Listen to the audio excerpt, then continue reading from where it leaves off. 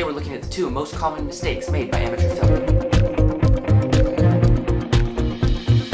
First, start out in any field, you're bound to make mistakes. In filmmaking, you're bound to make lots of mistakes.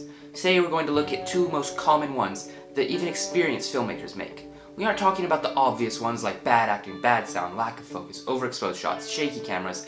This list could go on and on forever, but today we're going to be looking at the 2 most common mistakes you see amateur filmmakers make. Color. Color is by far the most common mistake made by inexperienced filmmakers that make their audience instantly assume it's an amateur video. Take a look at this shot so you can see what I mean.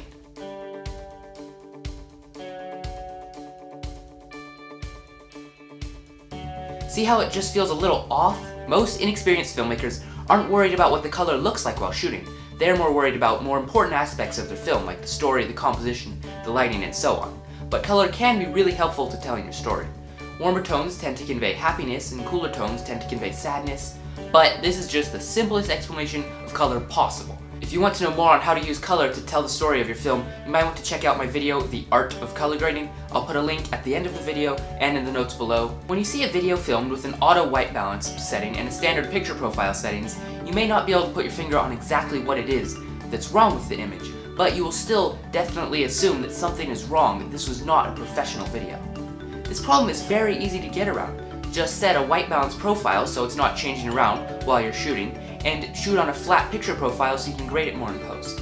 And yes, lastly, you need to grade it. You can do this very well for free in a software like DaVinci Resolve or even HitFilm. But let's move on to the second problem, pacing. Pacing makes or breaks the film. Poor pacing and your jokes won't make sense, your action will feel forced and your dialogue will drag too much. But good pacing and your audience will feel much more engaged, your comedy will make them laugh and your dialogue will feel natural. But unfortunately, bad pacing is a quite common mistake in filmmaking. Even experienced filmmakers make this mistake. Take a look at this chase scene I shot a while ago. Here's the well-paced version.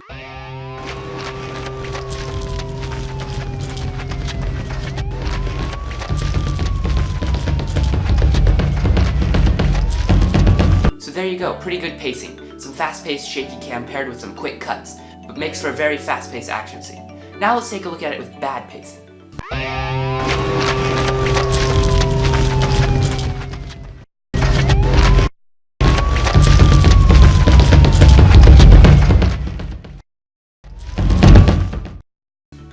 See how much worse that looked? Those black pauses in between cuts slowed it down too much, and the shots went on too long without cutting. The best way to get around this problem is to shoot your scene from several different angles so you can cut back and forth between the shots faster or slower if you want to. Having multiple angles is especially helpful with dialogue scenes. You can make your actors talk over each other or cut each other off if you want to. This speeds up your dialogue so you can make your jokes work or your dialogue just not drag. But that's all for today. If you enjoyed this video and want to see more, make sure to like and subscribe. We make new filmmaking tutorials every Monday.